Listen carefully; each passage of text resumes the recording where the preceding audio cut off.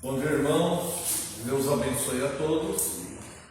Para a convocação a este culto, convido a Santa e Amada Igreja à leitura do livro do apóstolo João, do Evangelho de João, capítulo 1. Faremos a leitura até o verso 11 e depois louvaremos a Deus com o hino 227 para a convocação a este culto. Evangelho de João, capítulo 1, versos de 1 a 14.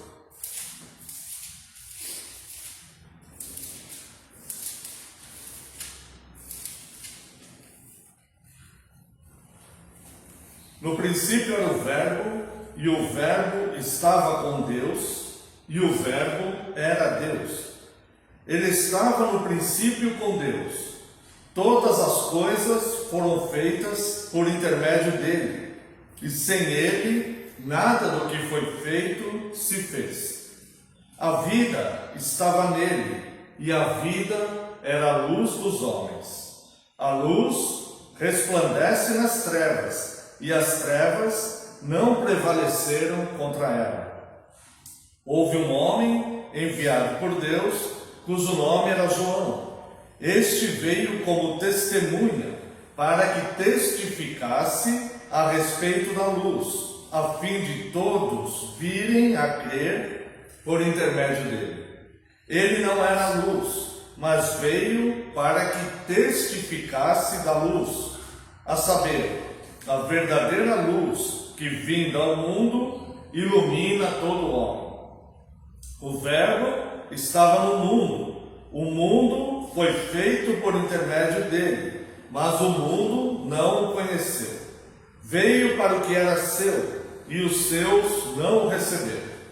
Mas a todos quantos o receberam, deu-lhes o poder de serem feitos filhos de Deus, a saber, aos que creem no seu nome, os quais não nasceram do sangue, nem da vontade da carne, nem da vontade do homem, mas de Deus. E o Verbo se fez carne e habitou entre nós, cheio de graça e de verdade, e vimos a sua glória, glória como do unigênito do Pai. Convido a Santa e Amada Igreja que se coloque em pé. Louvemos a Deus com a doxologia, hino 227.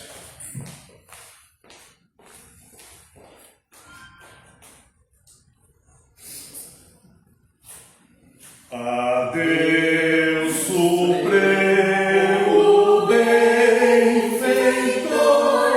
ao Filho eterno Deus de amor, ao Santo Deus Consolador, ó anjos, homens, dai louvor. Convido a Santa Amada Igreja para uma oração de invocação.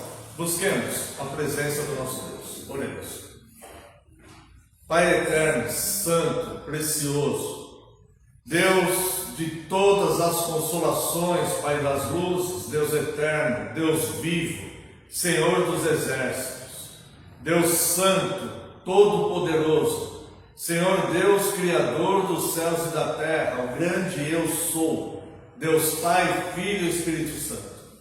Nós te louvamos, Deus, te adoramos, e aqui estamos, Deus, reunidos em santa comunhão, a fim de sermos instruídos pelo Senhor, ó Deus, para que possamos aprender a verdadeira adoração, para que possamos aprender mais sobre o Senhor, que é a vida eterna, para prestarmos louvores a Ti, porque o Senhor é o único Deus que é digno de receber todo o culto, toda a homenagem e adoração. Nós te louvamos, Deus, pelos seus grandes feitos e o adoramos por ser o único Deus verdadeiro, vivo, santo, perfeito, Criador dos céus e da terra. No entanto, Deus, reconhecemos nossas imperfeições, reconhecemos o quanto somos falhos, Deus, somos pecadores, e lhe pedimos perdão, Deus, pedimos ao Senhor que nos perdoe, não nos atribui, Deus, o nosso mal. Pedimos, Deus, que continue nos vendo pelos méritos de Cristo, Deus, que nos substituiu, ó Deus, naquela cruz do Calvário. Por isso, Deus, somos gratos ao Senhor e apelamos pelas tuas muitas misericórdias e o teu perdão. Pedimos ainda, Deus, que o Senhor envie teu Santo Espírito, que nos ensine como prestarmos este culto ao Senhor, todos os atos deste culto, para que teu nome seja engrandecido de fato e para que o Senhor nos instrua, Deus. É necessário que teu Espírito Santo fale conosco e nos ilumine, Deus, para entendermos a tua santa palavra. Muito obrigado pela tua graça e amor. Se houver mais alguém vindo, que o Senhor traga em segurança, Deus, e que o Senhor receba, Deus, este culto, apesar da nossa fraqueza, da nossa fragilidade. Este culto, Deus, nós temos o desejo de prestarmos um culto verdadeiro a Ti, em espírito e em verdade. Seja adorado neste lugar, ó Deus, e nos instrua segundo a Tua graça, pelo Teu favor, no nome santo e poderoso de Jesus Cristo é que oramos. Amém, Senhor, e glórias a Ti. Amada Igreja do Senhor Jesus Cristo, onde está o nosso socorro? O nosso socorro está em o nome do Senhor, Criador dos céus e da terra. Graça a vós outros e paz, da parte de Deus, nosso Pai, e do Senhor Jesus Cristo. Os amados irmãos, podem vos assentar. Vos convido mais uma vez à leitura do versículo 11 do Evangelho de João, capítulo 1, onde leremos para nos prepararmos para o momento penitencial de confissão de pecados. João capítulo 1, verso 11, se referindo a Cristo, o grande favor de Deus ao alcançar os homens. Veio para o que era seu, e os seus não o receberam. Amados irmãos, quando olhamos a vida natural do ser humano, nós vemos que as pessoas recebem muitas coisas de muito bom grado. As pessoas recebem presentes, as pessoas recebem visitas de amigos, de familiares, que trazem satisfação, e essas pessoas recebem isso de bom grado. Nós recebemos os bens que a vida nos permite, nos proporciona no seu dia a dia, na sua dinâmica, sendo um reflexo da direção de Deus, que nos permite obter coisas. Nós recebemos de muito bom grado um abono salarial, uma promoção na empresa, a nossa graduação acadêmica. Recebemos de muito bom grado quando conhecemos o nosso cônjuge, a nossa cônjuge. Recebemos de bom grado os nossos filhos quando chegam ao mundo. Recebemos de bom grado muitas coisas. E recebemos também de bom grado muitos erros, muitas vezes o pecado. Muitas vezes os homens recebem de bom grado aquilo que é mal, aquilo que é destrutivo, aquilo que prejudicará a relação do homem com Deus, pois o pecado ele faz separação do homem com Deus. E é interessante observar que seres como o ser humano, que tem aptidão para receber, aceitando ou rejeitar, para não receber coisas. Pessoas que são racionais, inteligentes, que conseguem pensar, que conseguem ver o óbvio das situações. É interessante observar que o próprio Deus envia a luz do mundo, o Salvador da humanidade. E essas pessoas que, mesmo inconscientemente, são treinadas em receber o bem, em receber dádivas, em receber doações, em receber presentes, em receber aquilo que lhe faz bem. que lhe causa alguma satisfação, que há algum benefício, que há algo proveitoso. Todo mundo recebe algo quando identifica que aquilo lhe é proveitoso.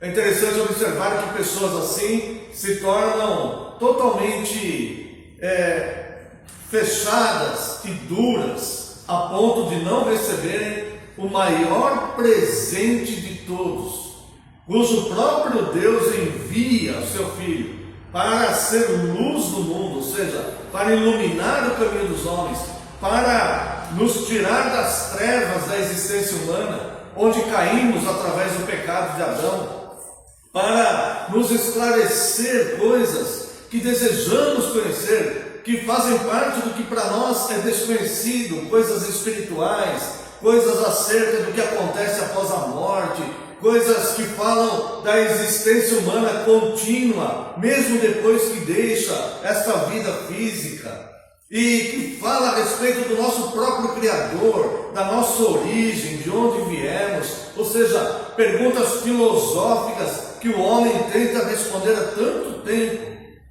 E Deus então envia ao mundo a verdade, a luz dos homens, o Salvador, aquele que corrigirá o erro que Adão cometeu. No entanto, o texto nos diz que ele veio para o que era seu. Por que o que era seu? Porque tudo pertence a ele. Note o verso 1 até o verso 3 deste capítulo. No princípio era o Verbo, Cristo, e o Verbo estava com Deus, e o Verbo era Deus. Ele estava no princípio com Deus. Agora note, todas as coisas foram feitas por intermédio dele, e sem ele, nada do que foi feito se fez. A vida estava nele, e ele era a luz dos homens. Ou seja, tudo pertence a ele. E quando o homem quebra a sua aliança com Deus, com Adão, representante federal da humanidade, representando todos nós no relacionamento com Deus, quando Adão quebra essa aliança com Deus e é punido com a morte, porque a parte da aliança dizia isso: no dia que comeres deste fruto, certamente morrereis. Adão deliberadamente come deste fruto, rompe o relacionamento com Deus, cai em trevas, permite a entrada da maldição e da morte no mundo. Deus misericordiosamente envia o seu próprio Filho, se fazendo um de nós, para ser o segundo Adão, restabelecer a aliança, para que tenhamos vida, para que tenhamos luz. O homem que está tão acostumado a receber benefícios e dádivas, e recebe isso de tão bom grado, o homem rejeita deliberadamente. O verso 11 nos informa que Cristo veio para o que era seu, e os seus não o receberam. Parece tão absurdo isso, parece tão... Isso daqui, se você pensar em toda a existência humana, desde a criação, a queda, e até o destino da eternidade, o destino final da existência humana, passando uma eternidade em luz ou trevas, salvação ou perdição, céu ou inferno, parece algo tão absurdo, que é mais absurdo acreditar que o homem decide rejeitar o maior favor de todos, do que acreditar propriamente no sobrenatural e nos milagres que Deus faz constantemente na humanidade. Os homens preferem acreditar no erro, porque o seu coração está duro e em trevas. A luz, ele veio para o que era seu, mas os seus não o receberam.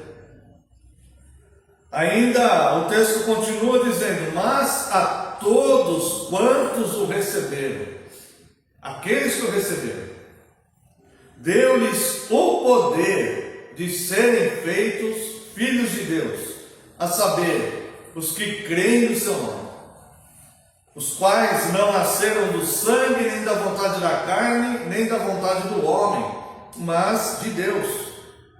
E o Verbo se fez carne, ou seja, o Criador de todas as coisas, que estava na criação, que por Ele e por intermédio dele foi feito todas as coisas, e tudo é dele e para Ele. tudo pertence a Ele, e Ele será o juiz inflexível, que vai dar destino a cada um depois no grande julgamento. Este se fez carne, se tornou um de nós, para pagar na sua própria carne o preço terrível e doloroso dos erros de cada um de nós. E o Verbo se fez carne e habitou entre nós, cheio de graça e verdade. E quem escreveu isso aqui era uma testemunha ocular disso. E disse: e vimos a sua glória, glória como do unigênito do Pai.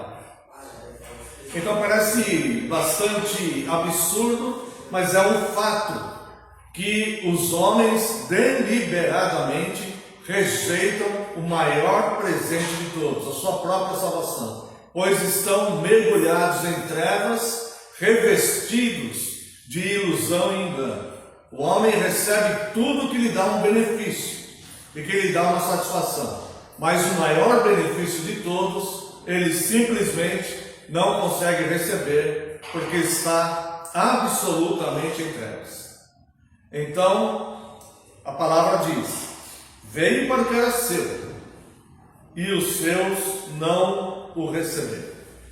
Eu quero convidar a Santa e Amada Igreja a uma reflexão, uma oração de confissão, onde estaremos pensando se temos algum pecado não confessado, talvez pecados cometidos durante a semana, ontem, hoje, pela manhã, não sabemos. Mas se porventura você identificar algum pecado não confessado, o momento será oportuno para confessar. E de forma especial, quero convidar a igreja, caso tenha rejeitado Cristo alguma vez no seu passado, mesmo que você já tenha se submetido a Ele e se arrependido e está o seguindo, mas se você ainda não pediu perdão a Ele, seja algum de nós presente aqui neste culto, alguém que porventura esteja assistindo esta pequena meditação, se você ainda não se arrependeu dos seus pecados e não recebeu o maior benefício de todos, o único benefício que de fato fará a diferença existencial, que garantirá o seu bem-estar ou o seu sofrimento eterno. Eu quero convidá-lo, neste momento, a fazer uma oração e pedir perdão a Deus por isso. Perdão por essa rejeição, por essa dureza de coração, perdão por escolher as trevas em detrimento da luz do mundo, que o próprio Deus graciosamente enviou. Se você está nessa condição e sente o desejo legítimo, não mecânico, mas o desejo voluntário de pedir a Deus perdão por isso, esse momento também será oportuno. Portanto, hoje convido não só a igreja presente aqui a uma oração de confissão, mas também você que está assistindo esse vídeo, que feche os seus olhos, dê um pause no vídeo, feche os seus olhos e faça uma oração de confissão a Deus, pedindo perdão por este grande mal, essa dureza de coração, de rejeitar o maior presente que a humanidade recebeu, que se chama Jesus Cristo. Convido a Santa e Amada Igreja para uma oração de confissão silenciosa. Logo em seguida estarei orando em voz audível. Oremos.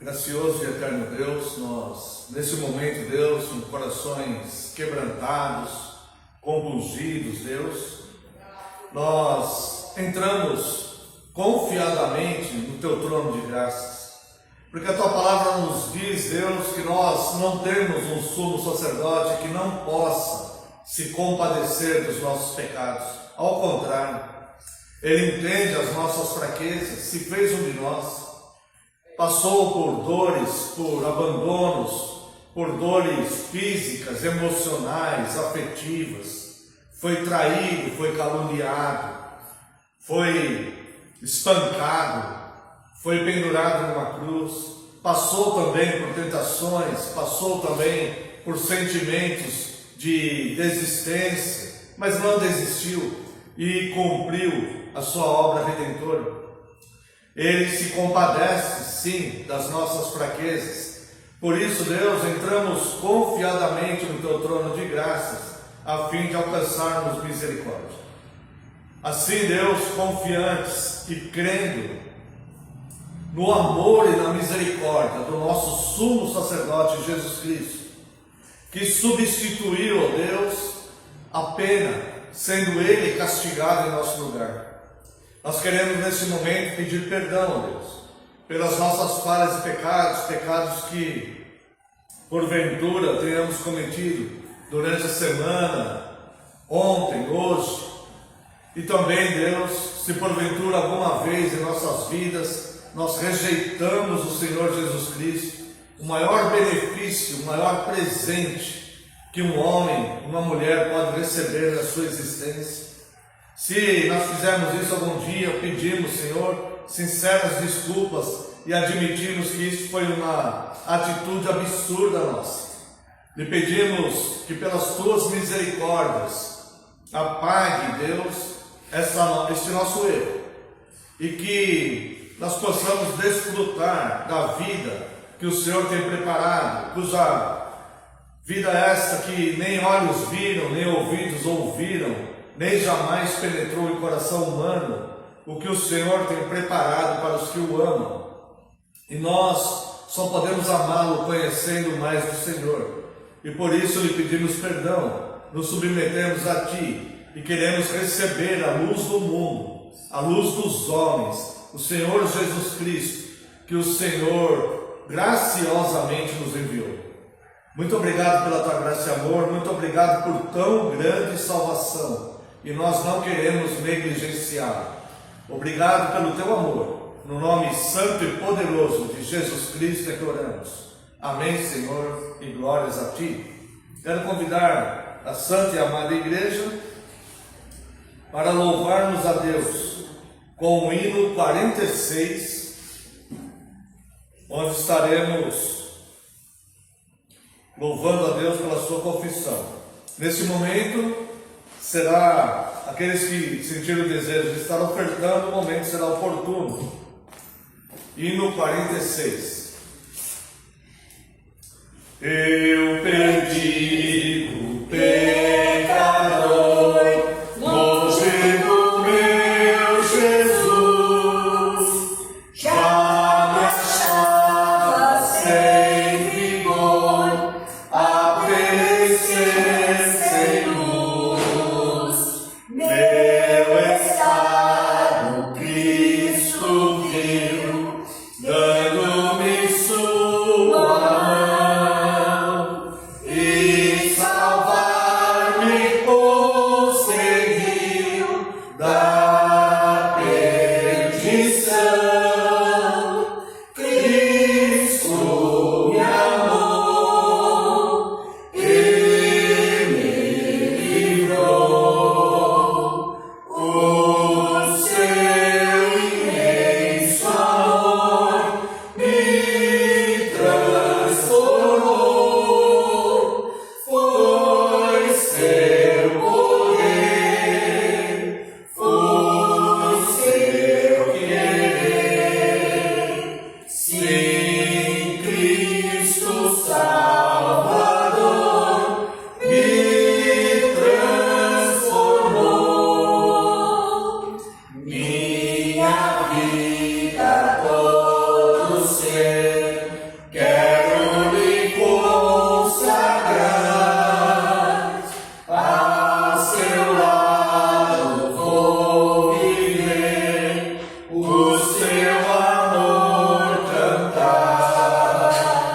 A mensagem transmitir aos que perdidos são.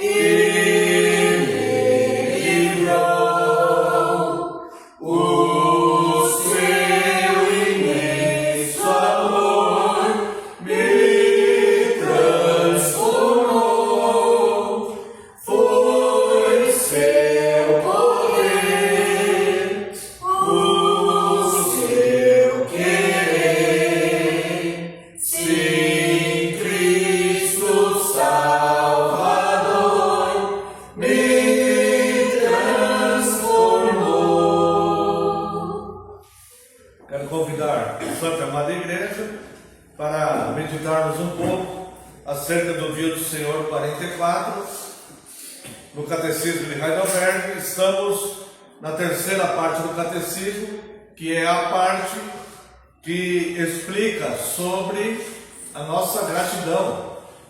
Nós já estudamos o Dia do Senhor 1, que é o nosso consolo. Depois a primeira parte, que é a nossa miséria espiritual, a miséria que o homem caiu quando pecou no Éden.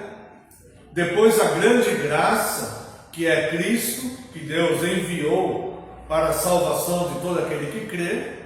E agora, a terceira parte do Catecismo, estamos estudando a nossa resposta para Deus, que é a gratidão. E durante essa resposta, nós analisamos brevemente os 10 mandamentos, e hoje chegamos ao 10º mandamento, que está aqui no Dia do Senhor 44, as perguntas 113, 114 e 115. E eu quero convidar a Santa e Amada Igreja para analisarmos de forma breve, mas que possa ficar em nossa memória, para a nossa observação, para evitarmos de pecarmos contra Deus. Dia do Senhor 44, pergunta 113. O que exige de nós o 10º mandamento? Resposta: que nem o mais livre pensamento ou desejo contrário a quaisquer mandamentos de Deus jamais deveria surgir em nosso coração. Antes, de todo o coração, devemos sempre odiar todo pecado e nos deleitar em toda justiça. Veja que coisa interessante, aqui vai falar de pensamento e coração, tá? Que nem o mais leve pensamento ou desejo contrário a qualquer mandamento de Deus jamais deveria surgir em nosso coração. O coração do homem é corrupto, é pecador, e o Senhor Jesus Cristo disse que é no coração do homem que nascem os maus desígnios, tá? No entanto, nós temos uma mente, nós somos racionais e podemos refletir, pensar, discernir, fazer julgamentos e aí fazer escolhas. E é por isso que o apóstolo Paulo aos Romanos fala de prestarmos a Deus um culto racional. Este culto racional, ele é diário, não é? Porque o momento cultual que nós fazemos, principalmente no Dia do Senhor, que é o culto principal da semana, aos domingos. Neste culto nós aprendemos como adorar a Deus. Neste culto nós louvamos a Deus. O culto, ele é pactual, já sabemos disso, né? Deus nos instrui com a sua palavra e a igreja, a congregação responde a Deus, louvando a Deus pelos seus feitos, por tudo que Deus fez. Neste momento de culto, quando Deus nos instrui com a sua palavra, nós aprendemos como cultuá-lo de fato, tá? Então um culto a Deus não é algo que provém do sentimento, da emoção, e em um momento da semana nós vamos em algum lugar, numa igreja, nos enchemos de emoção e pensamos que adoramos a Deus ali, e depois vamos embora e temos a nossa vida conforme nosso próprio desejo, nossas próprias intenções, nosso próprio pensamento. Pessoas que estão nessa condição não estão de fato adorando a Deus. O culto verdadeiro a Deus é o culto diário, onde nós vamos, no dia que chamamos de culto, que é o dia do Senhor, sermos instruídos acerca do que Deus deseja, e diariamente nós procuramos viver de acordo com o que Deus deseja. Sabemos que erramos, é bem verdade, mas temos um coração voltado a viver dessa forma. Esse é o culto a Deus. E no momento cultual, nós louvamos a Deus com todo o nosso coração pelas coisas que Ele fez, e podemos a partir dali dar início à nossa adoração, que vai permanecer durante toda a semana até chegar o outro domingo, até chegar o outro dia do Senhor, onde Deus nos instruirá novamente nos irá relembrar a sua instrução muitas vezes. Isso depende de Deus, né? A forma que Ele irá nos instruir. E nós então absorvemos esta instrução e adoramos a Deus então durante a semana no nosso dia a dia, tá? E é por isso que o apóstolo Paulo fala então do culto racional. Então o que temos aqui? Temos o coração do homem, que é onde estará os sentimentos e onde somos envolvidos por esses sentimentos, tá? Então é descrito como coração, né? Vamos chamar assim, esta parte humana que vai receber aí, que vai sentir amor, que vai sentir compreensão, que vai perdoar os homens, mas também que vai sentir as tentações, os maus desejos, os maus desígnios, os maus projetos, elaborar coisas erradas e tudo mais, tá? No entanto, nós temos o pensamento, nós temos uma mente. E a nossa mente é capaz de discernir os sentimentos do nosso próprio coração. Olha, isso que eu estou sentindo o desejo de fazer, isso não agrada a Deus. Porque eu já fui instruído pelo próprio Deus do que lhe agrada e do que não lhe agrada, do que é pecado e do que não é, do que é lícito e do que não é lícito. Está dando para compreender, amados irmãos? Então no coração do homem surgem muitas coisas. Até uma falsa crença, um desejo errado, um desejo contrário, muitas coisas. O homem, ele pode surgir muitas coisas no coração do homem. No entanto, ele é racional. Deus nos criou racional e Deus pede um culto racional, não baseado em emoções momentâneas, que vão ficar ali e depois eu vou viver da mesma forma que eu estava, sem transformação. Então nós temos um pensamento. Então aqui vai dizer, o que Deus exige no 10º mandamento. O 10º mandamento é não cobiçarás.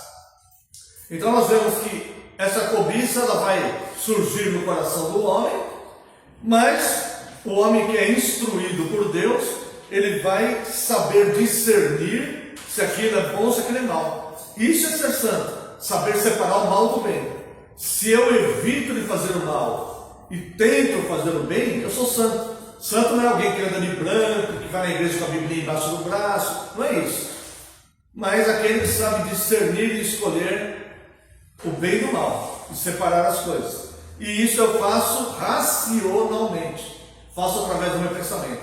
Agora, olha só, eu não saberia o que é bom ou mal se Deus não me ensinasse. O apóstolo Paulo, na carta aos Romanos, capítulo 7, ele diz, eu não saberia sobre a cobiça, se não tivesse um mandamento que dissesse não cobiçarás.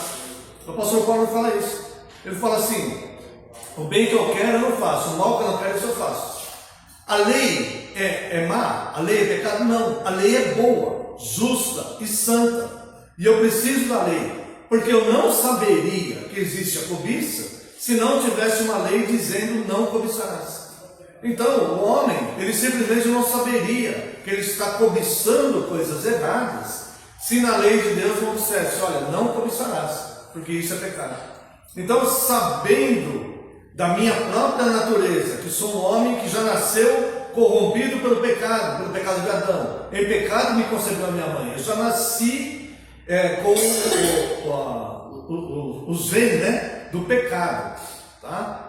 Sabendo isso, se eu não soubesse que tem uma lei que diz não cobiçarás, eu viveria cobiçando qualquer coisa que eu desejasse, que meu coração desejasse, sem sequer saber que estaria pecando. Seria minha vida natural, minha vida normal. No entanto, existe a lei de Deus que nos traz luz e nos diz, isso vai te condenar. Então, não cobiça, porque o pecado é a transgressão da lei. Tá? Então veja que tem o pensamento e tem o coração. No coração eu posso sentir não que eu possa no sentido que está liberado, né? No sentido que pode acontecer, eu estou exposto a isso. Pode acontecer uma tentação, por exemplo. Mas tem uma mente instruída pela palavra de Deus, que pode discernir os propósitos do coração. Fala, não, isso aí que meu coração está pedindo, isso eu não posso fazer.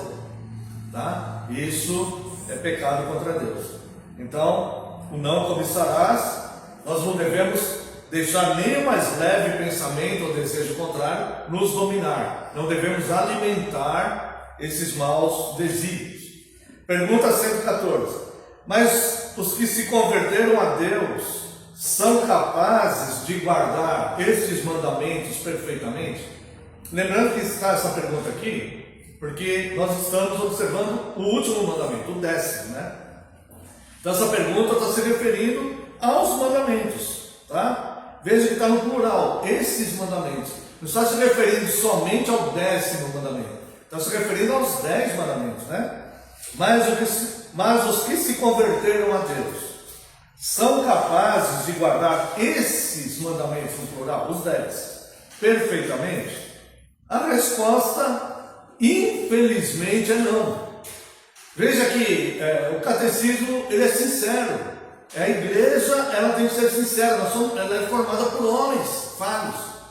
Nós não dizemos assim: olha, se você for um reformado, você cumpre esses mandamentos perfeitamente. Nós não podemos dizer isso. Quem dera fosse assim. Quem dera se fôssemos convertidos, poderíamos, né? Mas a resposta ela é real, ela não ilude. Ela diz: não, nós não conseguimos cumprir esses mandamentos perfeitamente. Não conseguimos, tá? Nesta vida, até mesmo os mais santos têm apenas um leve começo dessa obediência. Olha como o homem, como o pecado devastou o homem que foi criado originalmente à semelhança de Deus. E como o homem, como é profunda essa questão do pecado, como é profunda essas trevas que Cristo veio nos tirar delas, para nos transportar para a luz, para o reino do Filho de seu amor, né? Ele nos tirou do império das trevas. Veja como isso é um império mesmo. Veja como o homem estava tão mergulhado em trevas, que hoje o mais santo entre nós, o mais santo, aquele que é mais consagrado, que infelizmente não sou eu, gostaria de ser, mas não sou, o mais consagrado que houver no mundo, o mais santo que houver no mundo, ele tem levemente, tá? Ele tem levemente o começo dessa obediência. Começa o quê? Surgir uma pequena luz dele. É como como se a gente estivesse num túnel escuro, num abismo totalmente escuro, sem saber a saída, sem saber para onde ir, certo? Mergulhado ali totalmente. De repente aparece uma luzinha ali, ó. Tem você vê, apareceu uma luz, ali tem uma saída. Você viu uma luz ali em algum lugar, certo? Então é a luz de Cristo que começa a brilhar ali. Então levemente a gente começa a ver uma saída, né? Então nós podemos cumprir esses mandamentos perfeitamente? Não. Nesta vida, até o mais santo tem apenas um leve começo dessa obediência. Mesmo assim, e aqui é a nossa parte, nosso dever, mesmo assim, com sincero fervor e propósito, eles começam a viver não apenas segundo alguns mandamentos de Deus, mas conforme todos eles. Então o que acontece? Nós já entendemos, conseguimos entender com a mente, não com emoções, não com uma religiosidade falsa, com um falso amor fraterno pelas pessoas, não isso. Nós começamos a entender racionalmente o que é pecado. Pecado é o que a Bíblia diz que é pecado. Pecado não é mulher só para se cumprir, homens a barba, que ele fala por aí.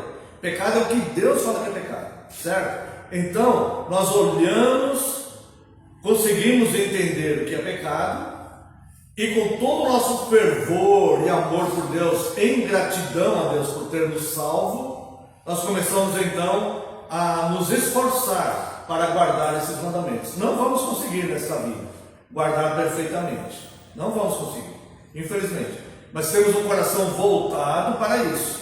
Eu quero guardar. E se escorregou e caiu, não deve escorregar e cair.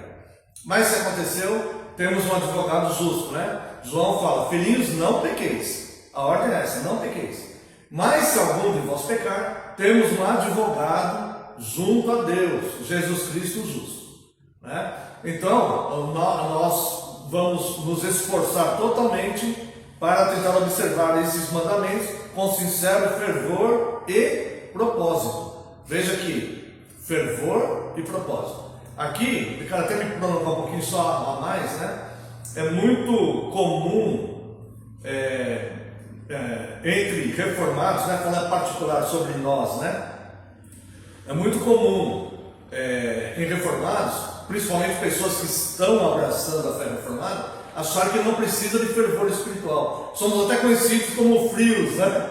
Não, nós temos que ter fervor espiritual. É que nós entendemos que o fervor não é gritar, pular, dançar. O fervor é interno, é uma busca sincera de não pecar contra Deus e ser instruído cada vez mais, aprender cada vez mais de Deus, porque é conhecendo Cristo e Deus que nós temos a vida eterna. Então nós devemos ter sim um fervor espiritual. Nós não estamos mortos espiritualmente.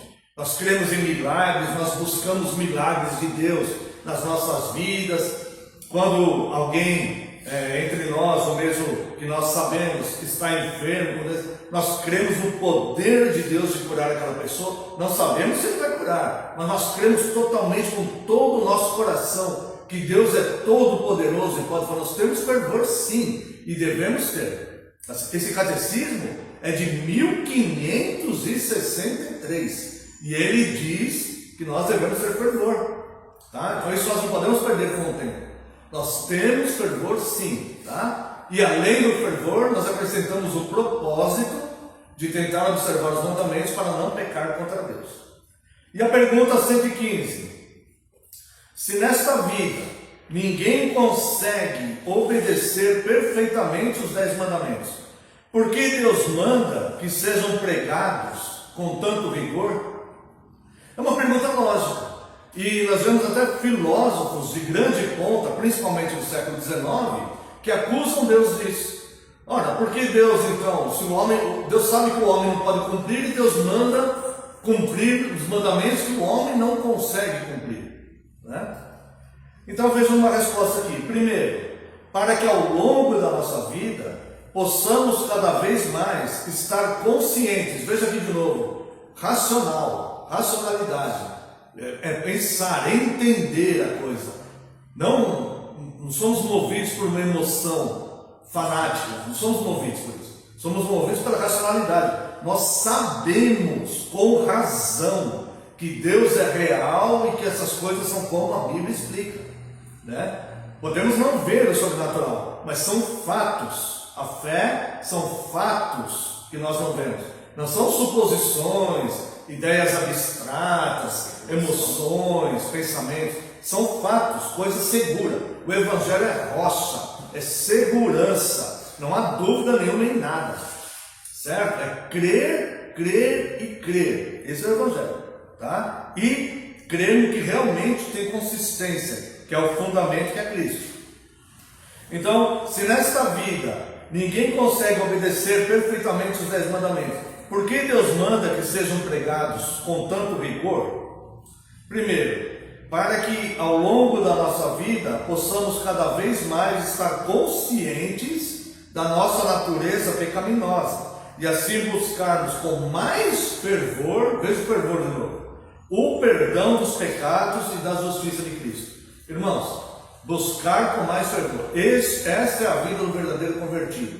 Ele vai se convertendo todo dia até o dia que Deus levar ele. Não é verdade que você fez uma oração há 48 anos atrás, falando que aceita Cristo e já está no céu, e está vivendo segundo seus próprios pensamentos. Isso não é verdade.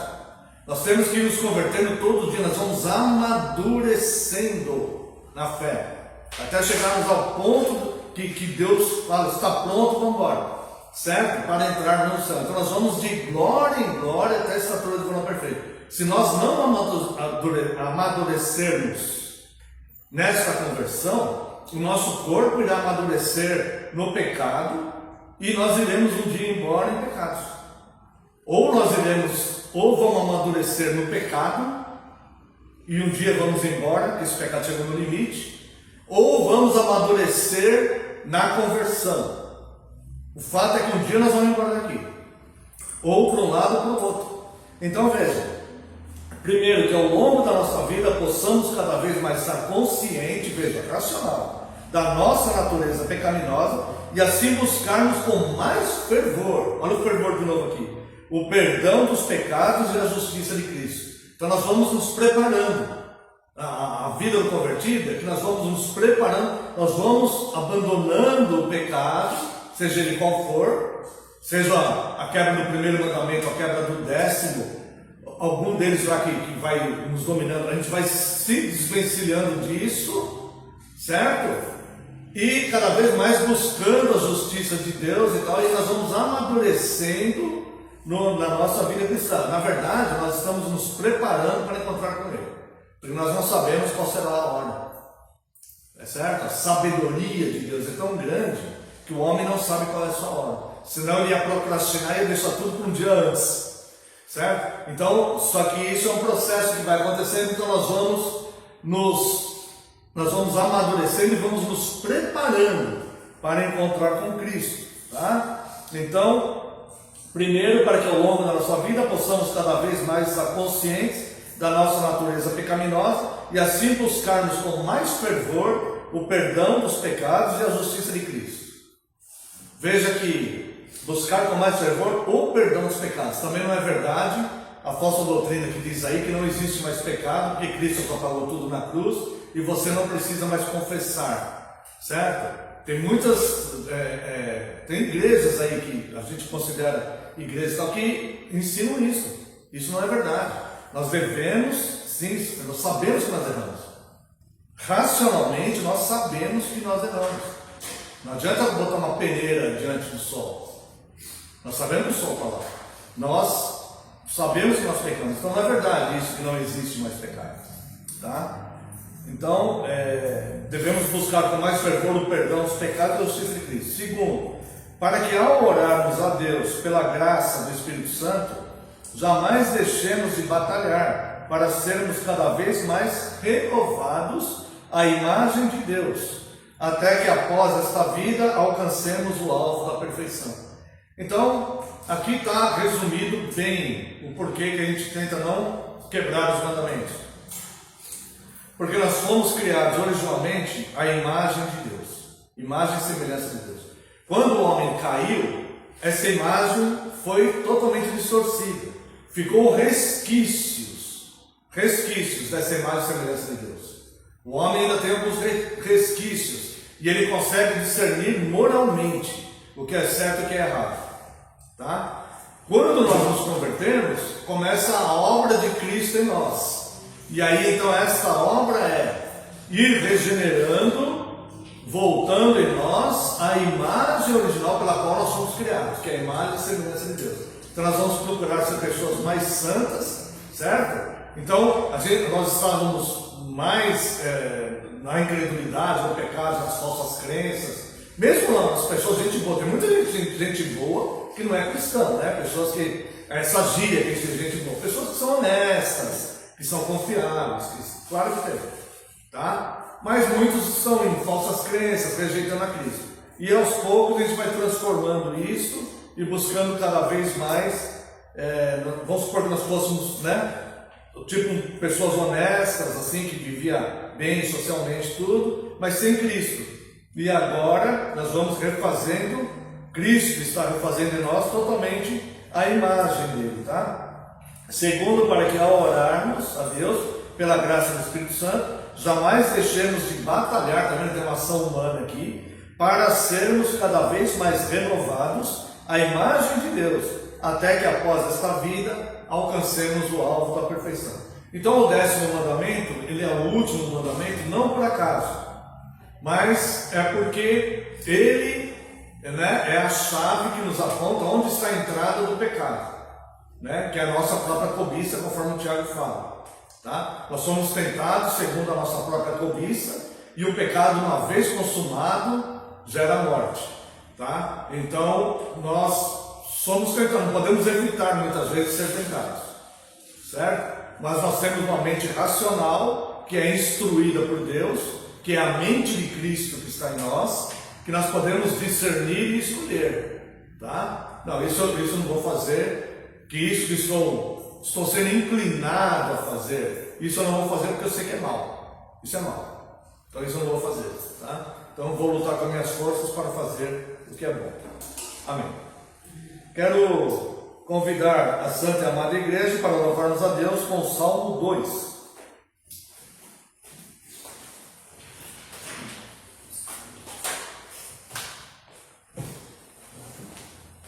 Salmo 2 é um salmo messiânico. Fala acerca de Cristo. Porque se amotinam as nações, pensam os povos sempre em vaidades, os reis da terra tomam posições, e os governantes buscam unidade contra o Senhor e contra seu ungido.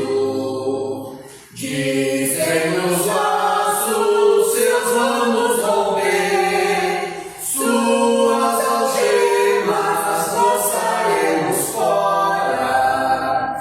Deles queremos nós nos desfazer. Porém, aquele que nos céus está, põe-se a rir, o Senhor zomba deles.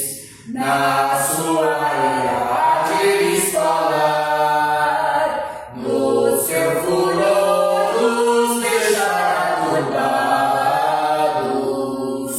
Constituí meu rei, o meu ungido, sobre o meu santo monte de Sião. Proclamarei do Senhor seu decreto. Disse: és meu filho, hoje te gerei. Pede a mim e herdarás as nações, e os fins da terra como tua posse. Com teu bastão de ferro as quebrarás, qual vaso de oleiro despedaçarás. Agora, pois, ó reis de prudentes, deixai os juízes exortar, prestai a Deus serviço com temor, e alegrai-vos nele com tremor. Deixai ouvir o tiro do Senhor, para que sua ira não se acenda, e no caminho ainda pereçais, quando em breve seu furor se levantar. São todos dele bem-aventurados, todos que nele se refugiar. São todos dele bem-aventurados, todos que nele se refugiar. Quero convidar a Santa e Amada Igreja a leitura do Salmo 23.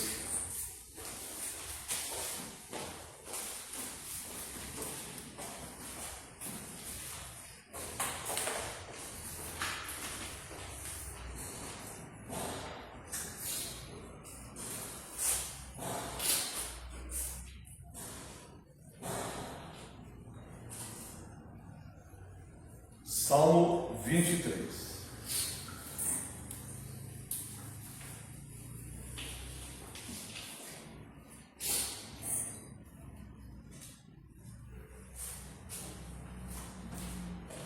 Salmo 23. O Senhor é meu pastor, nada me faltará. Ele me faz repousar em pastos verdejantes, leva-me para junto das águas de descanso, refrigera minha alma, guia-me pelas veredas da justiça, por amor do seu nome.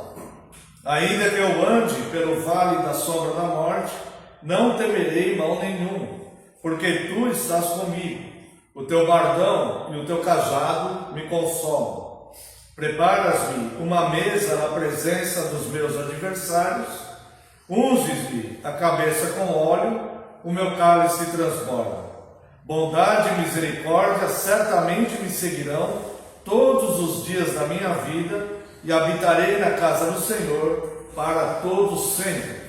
Quero convidar também a Santa e Amada Igreja a leitura no Evangelho de Lucas, capítulo 15, leremos a partir do verso 3.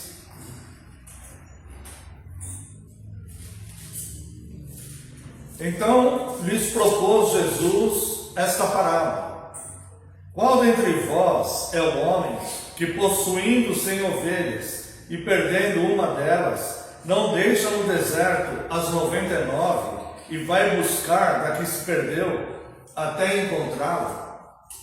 Achando-a, põe-na sobre os ombros, cheio de júbilo, e indo para casa, reúne os amigos e vizinhos, dizendo-lhes: alegrai-vos comigo, porque já achei a minha ovelha perdida.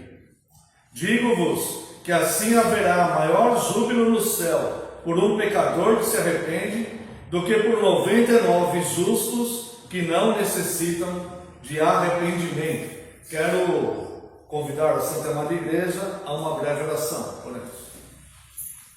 Pai gracioso e eterno, nós diante da sua palavra estamos, Senhor, neste momento de culto, e nós necessitamos do Senhor para compreendê-la, porque somos falhos e pecadores, e mais uma vez eu lhe peço perdão pelas minhas falhas e pecados. Rogo a Ti que envie Teu Santo Espírito, Deus, que nos ilumine para que possamos compreender racionalmente a Tua palavra revelada, para que possamos, Deus, discernir quando o nosso coração tentar nos enganar. Nossa mente racional, instruída pelo Senhor, pela Sua mente, nos dará os subsídios e as condições de rejeitarmos o mal e escolhermos o bem. Para tanto, Deus, é necessário que o Senhor nos instrua e ministre sobre nós. Por isso nós pedimos que o Senhor envie Teu Santo Espírito, que nos ilumine na Tua palavra já revelada.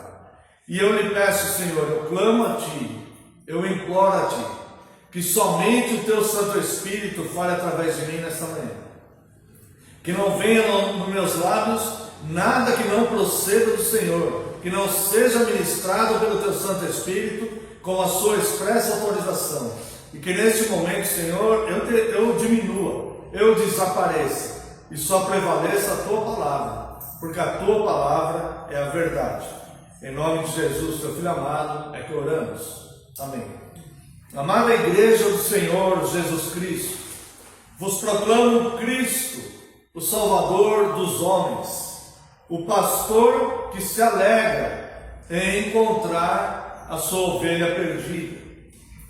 Parábolas são metáforas com fundo de verdades, e o Senhor Jesus Cristo, Ele nos ensinou através de parábolas. Ele usou este método didático para nos ensinar realidades espirituais, coisas que os nossos olhos não podiam ver. E Ele então nos usou este método, que são ilustrações de verdades que nós não podemos ver. E Ele então nos explicou esses fatos que nós não vemos. Ele nos explicou através de parábolas para que nós possamos entender racionalmente. Então essas parábolas são feitas para descrever uma verdade. Era uma prática comum de Cristo ensinar por parábolas. Nesta, em particular, um pastor deixa 99 ovelhas no deserto e vai procurar uma única ovelha que se perdeu. Veja que no contexto aqui do Evangelho de Lucas, onde está essa parábola, existem várias delas, tá? Jesus fala nos Vamos pegar só do 13 para cá, a parábola da figueira estéril, né? A parábola do grão de mostarda, a parábola do fermento. Jesus vem ensinando a parábola da grande ceia, né? E aí ele chega na parábola da ovelha perdida, que é o nosso tema hoje. Depois ele vai falar a parábola da dracma perdida, a parábola do filho pródigo e assim por diante. Então, essa parábola ela está num contexto onde Cristo está ensinando muitas coisas através da parábola. Nesta em particular, é um pastor de ovelhas que desde que ele tem, pelo que vemos aqui, ele tem 100 ovelhas. E ele deixa 99 no deserto, porque uma dessas ovelhas se perdeu. Então ele deixa 99 no deserto e vai procurar uma que se perdeu. Simples assim. Mas será que é mesmo tão simples isso? Vamos analisar fazendo algumas perguntas para nós mesmos. Por que ele se empenha tanto em buscar a sua ovelha perdida, se ele já tem 99? Isso nos indica que ele dá muito valor a cada ovelha. Todas importam. Todas são importantes para ele. Ele já tem 99, ele poderia pensar, bom, uma se perdeu, que pena, deixa eu dar uma olhadinha, ver se eu acho. Bom, já tenho 99, em breve elas vão procriar e eu terei mais. Mas não foi isso que ele fez. Ele deixou 99 e se empenhou a ir buscar aquela ovelha, como se aquela ovelha fosse única, como se fosse só ela, como se não existisse outras, porque ele ama profundamente cada uma das ovelhas e ele não deixará nenhuma se perder. As mãos dele são extremamente capazes de buscar essa ovelha onde ela estiver, colocá-la sobre o seu ombro e reuni-la novamente no aprisco. Nenhuma se perderá. E ele dá importância total. Isso nos leva a um pensamento bastante importante, porque muitas vezes nós nos sentimos sozinhos no mundo, mesmo rodeado de pessoas. Muitas vezes o ser humano passa por sentimentos de abandono. Irmãos, e o sentimento de abandono talvez seja o sentimento mais cruel que uma pessoa possa experimentar na vida. Pessoas são abandonadas muitas vezes pelos próprios pais. E isso independente de idade. Muitas vezes na infância. Veja que mal pode causar na mente de uma criança um abandono. O sentimento de abandono, ele é devastador. Assim como o sentimento de culpa, ele é devastador também. Às vezes erramos de tal forma que olhamos para nós mesmos e nos achamos tão indignos e decidimos, olha, eu não sou merecedor de estar na comunhão com os outros irmãos, porque eu de fato cometi um erro muito grave. Como se a misericórdia de Deus não fosse tão abrangente que Ele pudesse nos perdoar este erro, nos alcançar e nos colocar novamente na interação junto com os demais irmãos. Então, Deus ele é grande e perfeito, e uma ovelha para Ele significa tudo. A palavra de Deus diz que uma alma vale mais do que o mundo inteiro. Cristo deu a sua própria vida, não por bodes ou por lobos, Ele deu sua vida pelas ovelhas. E uma ovelha é tão preciosa que foi comprada por um alto sangue. Mesmo que nós não possamos entender por que Ele nos amou tanto e por que nós somos tão importantes para Ele, sendo que tudo pertence a Ele, todas as pessoas do mundo. Nós olhamos somente pessoas vivas. Hoje tem mais de 7 bilhões de pessoas no mundo. Tem pessoas que são extremamente úteis para a humanidade. Cientistas que desenvolvem vacinas que vão preservar a vida de muitas pessoas, curas para muitas doenças. pessoas que conseguem identificar, astrônomos, que conseguem identificar o que vem uma tempestade, que vem um tsunami e que pode alertar uma cidade, salvar a vida de muita gente. Tem tantas pessoas tão importantes e tão úteis para a sociedade no mundo. Por que ele pagaria tão alto preço por alguém como eu, que já tantas vezes o desagradei com os meus erros? Mas o fato que ele ensina é: você tem mais valor do que o mundo inteiro. Por isso eu vou te buscar, eu vou colocar você sobre os meus ombros. Eu não vou deixar você ser devorado pelas bestas feras do campo. Eu não vou deixar você cair nos abismos ou nos espinheiros e morrer de fome e de sede, totalmente sozinho e desamparado. Eu não vou deixar você nessa condição. Porque não importa que existam pessoas que talvez sejam mais importantes para a humanidade, no sentido dessas pessoas conseguirem fazer algo grande e nobre. Mas o que me importa é que eu te amo. E você tem muito valor para mim. É isso que Cristo fez.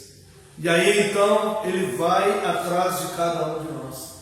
E nós olhamos para nós mesmos e vemos pessoas que têm as mesmas funções que nós na sociedade e que são muito superiores a nós. São muito mais qualificadas, são muito mais abrangentes com as coisas. E nós olhamos e não entendemos por que nós. Mas isso se chama amor. Um amor incondicional que ele tem por nós. E é por isso que ele deixa 99 e vai buscar individualmente cada um que se perde. Qual o efeito prático na vida da ovelha que foi encontrada? O efeito prático é o que nós vimos no Salmo 23. Este Salmo 23 foi escrito por um rei, sim, de fato um rei, mas um rei que era um pastor de ovelhas, que conhecia profundamente o ofício. Davi era que apacentava as ovelhas de seu pai, Jessé. E era ele que apacentava as ovelhas, e ele ficava no campo o tempo todo. Os irmãos eram treinados para a luta, para a guerra, os irmãos eram mais altos, eram mais fortes e faziam outras atividades. Davi, a função dele era cuidar e apacentar as ovelhas. E ele escreve o Salmo 23 não como um pastor de ovelhas, mas como uma ovelha de um pastor. E ele então, ele sabe qual é a intenção do pastor para com relação à ovelha, o pastor humano. E ele então sabe que Deus, Cristo, é o bom pastor que nos pastoreia. Então é por isso que, com muita propriedade, de quem conhece o ofício e inspirado pelo Espírito Santo, ele escreve esses 6 versículos. São apenas 6 versículos, mas como são profundos. E como nos acalenta, como nos protege, como nos guarda, como nos faz ver o amor de Deus. E aqui ele está falando para Deus isso, o Senhor. Nós podemos entender assim, ele falando com outra pessoa: o Senhor é o meu pastor, o Senhor Deus é o meu pastor. Aqui ele está falando para o próprio Deus: o Senhor é o meu pastor. Ele está fazendo uma oração. Veja só, o verso 4. Como ele está falando com Deus: porque tu estás comigo. Então ele não está falando o Senhor é meu pastor numa terceira pessoa, como se eu estivesse conversando com alguém e falasse: olha, o Senhor é o meu Deus. Não essa pessoa que eu estou conversando, mas o Senhor Deus é o meu Deus, né? Estaria falando numa terceira pessoa. Não, ele está orando e falando para Deus: o Senhor é o meu pastor. E aí ele demonstra esse pastoreio que ele sente de Deus. O Senhor é o meu pastor, nada me faltará, nada do que é bom.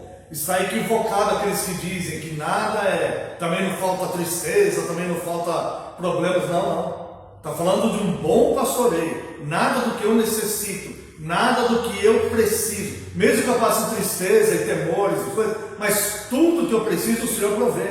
Eu não preciso temer, porque tudo que eu preciso o Senhor provê para mim. É isso que ele está falando. Então, o efeito prático na vida da ovelha que é alcançada são essas características do Salmo 23 que Davi descreve com perfeição, por estar inspirado pelo Espírito Santo e por conhecer o ofício. Ele sabia o que estava falando. E ele fala para Deus: o Senhor é o meu pastor, nada me faltará. E aqui ele vai falar, ele, na terceira pessoa, ele me faz repousar em pastos verdejantes, leva-me para junto das águas de descanso. Este ele é Cristo. Então ele está falando para Deus: o Senhor é o meu pastor, nada me faltará. Está falando na segunda pessoa, tu estás comigo, certo? E aqui no verso 2 ele fala ele. Esse ele é Cristo. Não há um erro gramatical nesse versículo. Ele se refere a Cristo. O Senhor é meu pastor, nada me faltará. Ele me faz repousar em pastos verdejantes. O bom pastor é Cristo. É este que vem dar essa ilustração sobre si mesmo, da parábola do pastor que deixa 99 no campo e ele sai para buscar outro. Então ele ora dizendo: o Senhor é meu pastor, nada me faltará. Cristo me faz repousar em pastos verdejantes, leva-me para junto das águas de descanso. Estou alimentado em pastos do melhor que tem, os mais verdinhos, tá?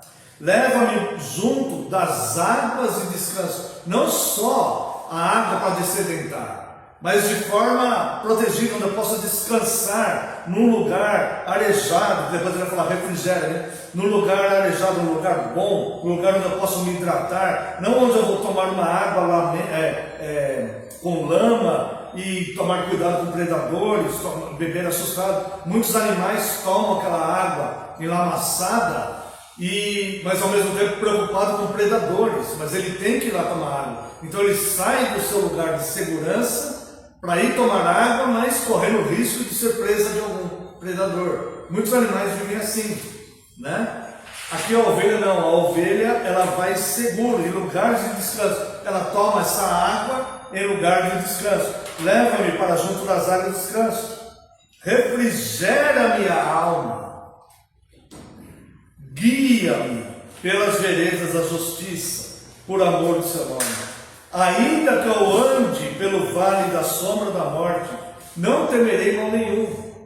Porque tu, veja, ele está falando, porque tu estás comigo. O teu bordão e o teu cajado me consolam. Ou seja, mesmo que eu tenha que passar num lugar onde é perigoso de fato, realmente há relatos de perigos ali. Podem haver lobos, pode haver predadores, pode haver alguma coisa. Mas eu não vou temer nenhum, porque se o meu pastor está me levando por lá, ele sabe o que está fazendo, ele está me conduzindo e ele está cuidando. O teu bordão e o teu cajado me consolam. Lembra que eu já falei disso? O cajado é o que ele vai conduzir a ovelha, e o bordão é o que ele vai espantar os lobos e os predadores. Preparas-me uma mesa na presença dos meus adversários. Ou seja, vai na frente daqueles que me afrontam, Deus vai exaltar o meu nome. O mundo primeiro exalta, depois abate a pessoa. Deus, muitas vezes, ele abate primeiro, ele açoita aqueles que lhe amam, mas depois ele exalta aqueles no tempo certo. Unges minha cabeça com óleo, meu cálice transborda. E a sexta consequência da ovelha encontrada: bondade e misericórdia certamente me seguirão todos os dias da minha vida. E aqui está o aprisco: habitarei na casa do Senhor para todos sempre. Esse é o aprisco.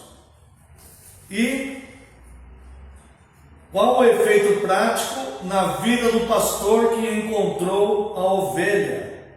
Veja o verso 5 de Lucas 15, que é o tema do nosso sermão. Achando-a, põe-na sobre os ombros, cheio de júbilo. Ou seja qual for a escuridão intelectual que nós estivermos, a escuridão espiritual, os conflitos emocionais ou afetivos que nós estivermos. Ele terá júbilo em nos resgatar, nos colocar no ombro e nos levar de volta ao aprisco. Porque é interessante ele nos chamar de ovelha. Algumas características da ovelha não podem ser desprezadas nem no Salmo 23, nem na parábola da ovelha perdida. A primeira é que ovelhas isoladas, elas vão se afastar e se perder. Ela não sabe o caminho, ela precisa de um pastor. Ela não tem proteção, ela precisa do pastor. Ela não sabe qual água é água boa para beber ou é água amargosa. Ela não sabe aonde está a boa vegetação. Ela precisa do pastor. Ela isolada, ela vai se perder. O ser humano isolado, sem a instrução de Deus, ele vai se perder na sua própria imaginação. Ele mesmo vai criar falsas crenças. Calvino disse certa vez: o coração do homem é uma fábrica de ídolos, e ele vai criar um ídolo para ele mesmo adorar. Ele vai crer em alguma coisa, ele vai seguir algum pensamento, ou que seja o pensamento de outros, ou que ele mesmo crie. Ele acha, de repente, que não precisa da igreja, não precisa de comunhão, não precisa da instrução, não precisa, basta uma oração em casa e Deus vai proteger ele. Como se ele tivesse, como aquela pessoa que crê que uma ferradura de cavalo em cima da porta vai trazer uma proteção para ela. É a mesma coisa. Ele tem uma superstição, ele criou uma crença. Ele acha que se ele não precisa mais ir na igreja. Se ele fizer uma oração na casa dele, Deus vai proteger ele. Ele acha que se ele deixar a Bíblia aberta no Salmo 91, Deus vai proteger ele, porque a Bíblia está aberta no Salmo 91. Como alguém que carrega uma medalhinha patuá para protegê-lo de adversidades. Da mesma coisa. É a mesma coisa. Ele não entende que ele precisa ser guiado, que só Cristo sabe o caminho, que ele precisa da instrução, que a proteção está em Cristo, e todas as coisas que vão descrever tanto o Salmo 23 como Lucas 15. Então as ovelhas isoladas, elas vão se perder, elas vão se afastar e se perder. De algum jeito, ela vai se perder, por algum caminho ela vai escarrar. Qualquer caminho, menos o caminho da verdade. Ela vai escarrar, porque ela está sem o pastor. Ela decidiu abandonar o pastor. No começo pode parecer até bom. Pode parecer um provérbio que diz: o caminho do homem aos seus olhos parece ser um bom caminho, mas o final é caminho de morte. Então no começo pode parecer bom o caminho que ela está seguindo. Ela pode se sentir até livre, mas o final é caminho de morte. Outra característica das ovelhas. Ovelhas, irmãos, não são animais de carga. Elas não podem carregar fardos pesados como burros, bois, cavalos. Ela é outra espécie. Ela não foi feita para carregar peso. A ovelha, ela sofre muito se você colocar peso nela. Se você souber que uma ovelha que não é tosquiada pelo seu pastor, chega um momento que ela não consegue carregar o peso da própria lã, sabia disso? Muitas não conseguem mais andar, elas ficam atrofiadas, porque elas não conseguem carregar o próprio peso da lã delas. Elas precisam ser cuidadas e tosquiadas. Recentemente, alguns anos atrás, um pastor de ovelhas mesmo, animal, né? Pastor de ovelha animal no Canadá, ele encontrou uma ovelha que estava perdida e ela estava com muita lã por cima, que já fazia tempo que ela estava perdida. E a ovelha já não conseguia andar, ela já ia morrer ali, porque ela não conseguia mais andar. E eles tosquearam ela, havia 27 quilos de lã sobre ela, quase 30 quilos. E isso já estava impedindo ela do seu andar natural. Aquilo ia aumentar, né? Eu não tenho conhecimento de até quanto pode chegar esse peso. Mas para ela é um peso alto. Um homem consegue carregar 30 quilos até com certa facilidade, mas uma ovelha não. A ovelha, ela não é um animal de carga. Ela precisa dos cuidados do pastor. O mundo coloca fardos pesadíssimos sobre nós. A falsa religião coloca fardos pesadíssimos sobre nós. Mas nós não fomos Nós não somos criados para carregar esses pesos, esses fardos. E é por isso que Cristo fala: tomai sobre vós o meu jugo, que o meu fardo é leve e suave é o meu jugo. O meu fardo é leve. Aprendei de mim. Aprenda de mim. Então, ele é uma das características da ovelha. Ovelha, ela não pode se defender sozinha. Nós, no reino espiritual, irmãos, se nós nos afastarmos de Deus, não vai ter ferradura em cima da porta que poderá nos proteger. Nós precisamos de Cristo, de Deus. Esta é a verdadeira proteção. Deus é o nosso provedor e o nosso protetor. Ela sozinha, ela não tem nada nela, no físico dela, que possa protegê-la de um predador. Ela é um alvo fácil e uma carne saborosa para os predadores. A ovelha é muito buscada pelos seus predadores. Ela, sem pastor, ela não tem proteção nenhuma. As ovelhas podem dificultar a sua própria existência se não tiverem pastor para guiá-las. O bom pastor sempre sabe o que é melhor para elas. E é por isso que Davi lhe fala: o Senhor é meu pastor, refrigera minha alma, guia-me, me protege no vale da sombra da morte, me leva nos pastos verdejantes, refrigera minha alma, me leva a águas de descanso. Né? O pastor, o bom pastor, que é Cristo, sabe o que é melhor para elas. As ovelhas precisam de pastor para as levar ao melhor pasto, encontrar água limpa para elas beberem. Ele as unge com óleo para afastar os insetos e curar os seus machucados, suas feridas feitas pela caminhada. Ou seja, somente Cristo pode curar feridas que são feitas em nós pela caminhada. E este óleo nos livra até de insetos, de incômodos que podem nos gerar algum tipo de doença emocional ou espiritual. Ele garante que elas sejam atendidas em suas necessidades e protegidas. Bem, o significado da parábola da ovelha perdida. O significado da parábola é simples, mas uma das verdades mais importantes da vida. Os perdidos precisam de um Salvador. É simples entender isso. Os famintos precisam de alimento. É fácil entender isso. Os sedentos precisam de água. É fácil entender isso. E os que correm perigo precisam de proteção. É fácil entender isso. Não é fácil entender como é que o homem, o ser humano, passa por todas essas privações e não consegue perceber que existe o bom pastor. Não consegue perceber que existe o bom pastor que pode providenciar tudo isso para eles.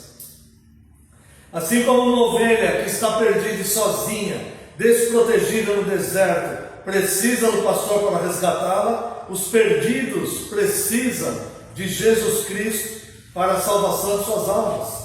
Jesus é o nosso bom pastor e salvador. Faz isso por nós. Ele deu a sua vida para que pudéssemos viver. Quem é a ovelha perdida? Cada um de nós que rompe o relacionamento com Deus e segue seu próprio caminho é a ovelha perdida. Qualquer um cristão, qualquer um que foi vocacionado a seguir a Cristo, que é chamado e alcançado pela graça, se ele decide romper o seu relacionamento com Deus, se ele decide parar de orar, se ele decide parar de ler as Escrituras, se ele decide que o culto não é mais tão importante para ele, ele é uma ovelha perdida.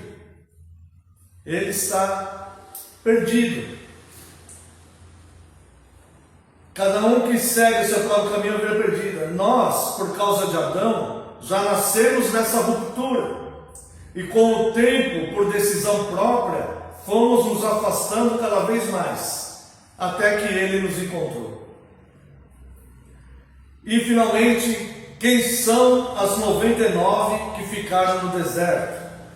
Para entender isso, precisamos saber que esse deserto mencionado, ele não é aquele deserto de areia, onde não tem água, onde o sol bate com muita intensidade, onde há muitos perigos para a sobrevivência de qualquer criatura. Não é esse deserto, mas é um deserto no sentido de não ter nada, nem ninguém por perto, não tem predador por perto. É um campo onde tem água, onde tem vegetação, é grama para pasto da ovelha, mas não há predadores, está deserto ali, não há perigo em volta. É nesse sentido que ele deixa no deserto, tá? Não um deserto de areia, né? Onde não há sequer uma sombra, mas um campo de pasto deserto, sem predadores por perto, seguro, com água e alimento. A igreja espiritual, a comunhão dos santos, é esse local. Então, Cristo, nós estávamos lá desgarrados e perdidos em algum lugar. Aqueles que se converteram antes de mim, quando eu estava desgarrado e perdido, eles estavam na comunhão dos santos da igreja. Cristo deixa essas pessoas nessa comunhão segura e foi atrás de mim e me encontrou lá no mais profundo abismo e me tirou, colocou nos ombros e me trouxe com júbilo para a comunhão dos santos. E o evangelismo é a ação de Cristo, ou seja, Cristo vai trazer de volta a ovelha perdida através da pregação dele mesmo, conforme vemos em Romanos 10:17. E a fé vem pelo ouvir a pregação, e a pregação de Cristo. Agora é interessante, irmãos, nós observarmos uma coisa dessa parábola, o número 99. O número 99 se relaciona, ou se relacionava, a um rebanho médio. Um rebanho médio, eles consideravam de 20 a 200 ovelhas. Um rebanho grande tinha mais de 300 ovelhas. Dentro do conceito do médio, 99 era considerado poucas ovelhas. Ou seja, era metade do tamanho médio de um aprisco. Um aprisco médio tinha por volta de 200 ovelhas. Aqui ele se refere a 100 ovelhas, né? Que ele deixa 99 no campo e vai buscar uma. Ou seja, era metade da capacidade de um aprisco médio. Ou seja, eram poucas ovelhas. As poucas ovelhas que compõem o rebanho aguardavam o pastor encontrar a última ovelha para que todos pastassem e encontrassem juntos o refrigério junto da presença do pastor. Jesus disse que o caminho é estreito, o caminho largo conduz à perdição e muitos erram por ele. O caminho para Cristo é estreito e poucos acertam por ele. A porta para a entrada é estreita e somente, guarde isso no seu coração, somente os que perseverarem é que entrarão no reino dos céus. A doutrina da perseverança dos santos. Não são todos os que tiveram contato com o aprisco, não são todos que tiveram contato com o pastor que vão entrar no céu, mas somente aqueles que perseverarem. Então veja que no aprisco médio, ele nem se refere a um aprisco grande, que tinha mais de 300 ovelhas. O aprisco dele, dentro de um aprisco médio, ou seja, a maior parte das pessoas do mundo não vão para a igreja. A igreja como um aprisco médio.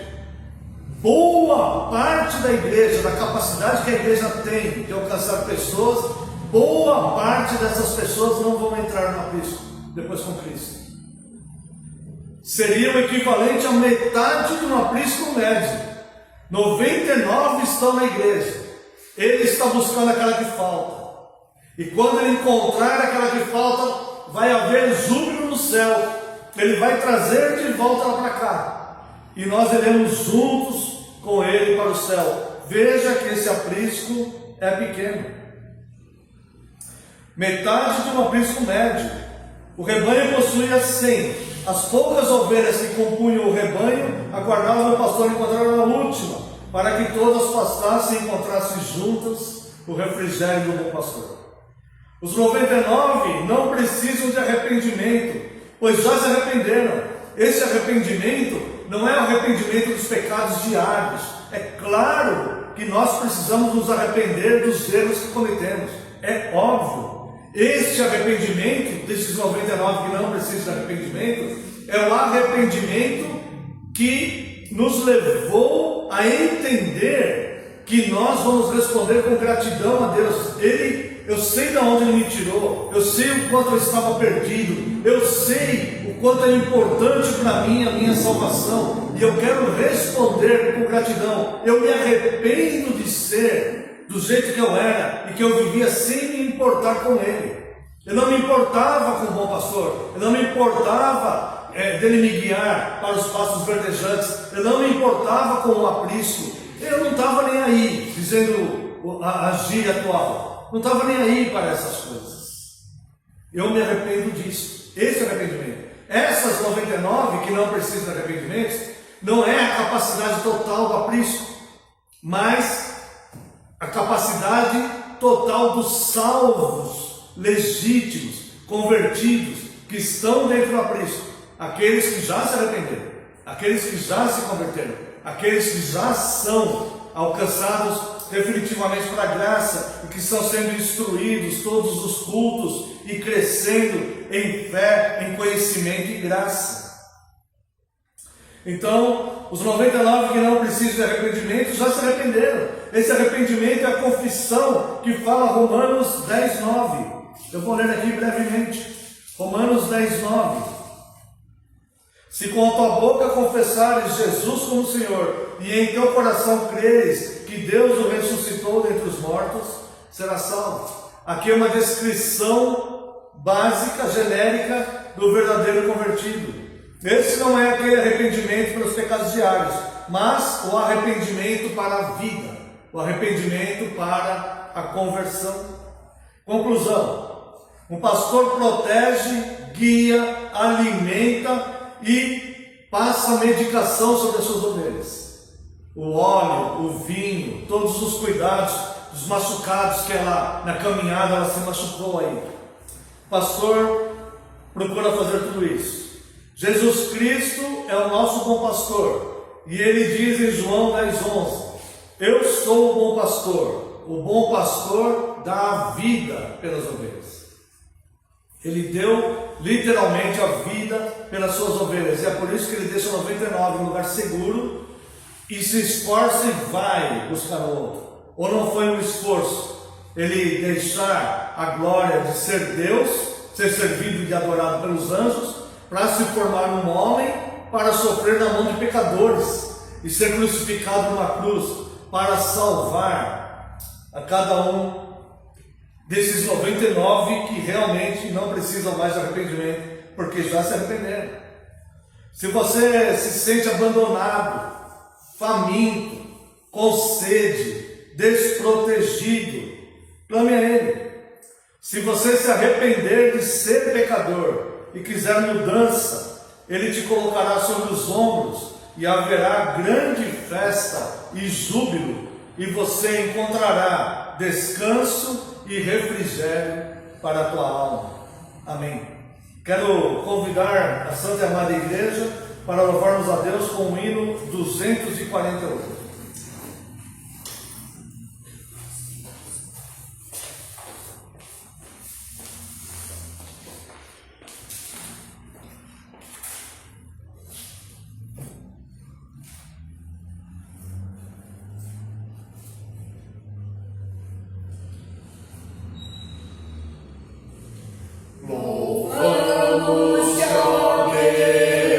Pelo nome de Jesus.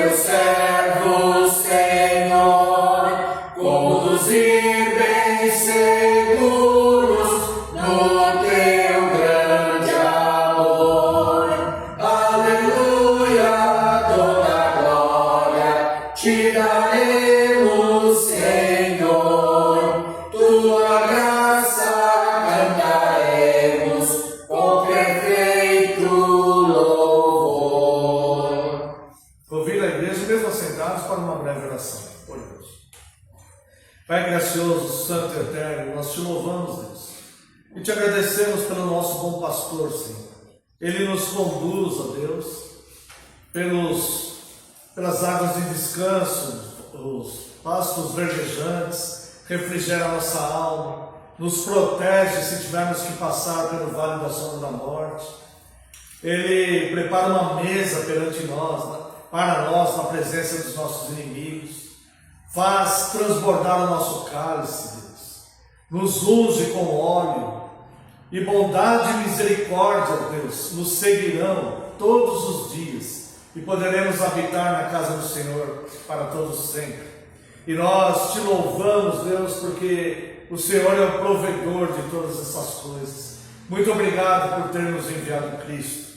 Muito obrigado, Deus. Tuas 99 ovelhas estão aguardando, Deus, o Senhor Jesus voltar como o último resgatado, para que nós possamos cear com o Senhor nas bodas e estarmos eternamente com o Senhor. Muito obrigado, Deus, pela tua graça. Obrigado por aqueles que já foram alcançados e por aqueles que ainda serão. Obrigado pela tua graça e pelo teu amor. Em nome de Jesus oramos. Amém. Quero convidar os irmãos para professarmos a nossa fé cristã através do credo apostólico. Os irmãos que quiserem, está aí na página, eu acho que é 67, deixa eu achar aqui. Página 67. Professemos a nossa fé através dos 12 artigos do credo apostólico.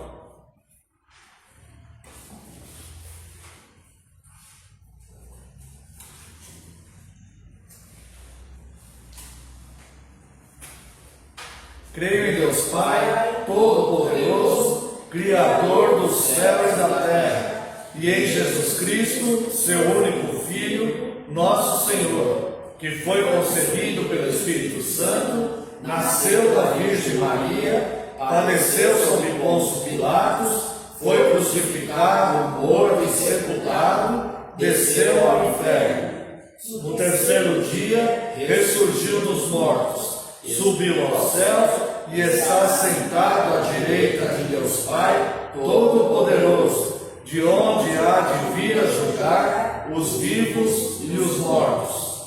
Creio no Espírito Santo, na Santa Igreja Universal de Cristo, na comunhão dos santos, na remissão dos pecados, na ressurreição do corpo e na vida eterna. Amém. Convido a Santa e Amada Igreja que se coloque em pé. Vamos a uma oração de encerramento. Após a oração, a bênção. Após a bênção, apenas um aviso. Oremos.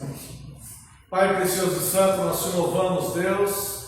Entregamos em tuas mãos santas este culto.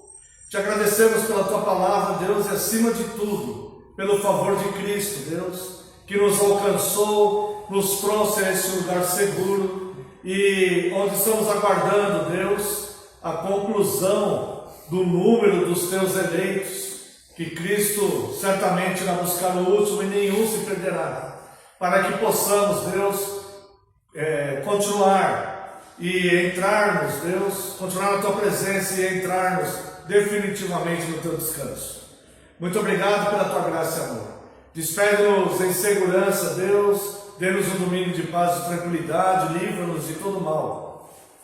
Permita que possamos vencer essa semana que se inicia, Deus.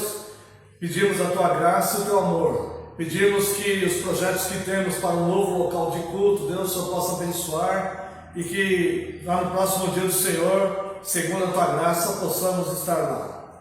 Abençoe nossas vidas, Deus, e pedimos, se for a tua vontade, cura os enfermos que estão no nosso meio. Colocamos o Renato, o seu Aceli, o Bruno. Se houver mais alguém enfermo, o irmão Igor, a irmã Catiane, a irmã Maine, que estão enfermos, colocamos diante do Senhor pedindo os teus cuidados. Estenda a mão aos aflitos, aos tentados, traga paz aos aflitos. Abençoe a nossa nação, Deus, abençoe as autoridades, que possamos ter leis mais justas. Lhe pedimos, Deus, que o Senhor abençoe todo o seu povo, espalhado em toda a face da terra, e traga paz a Jerusalém. Oramos no nome santo e sagrado de Jesus Cristo, seu Filho amado. Amém, Senhor, e glórias a Ti. Receba a bênção, irmão.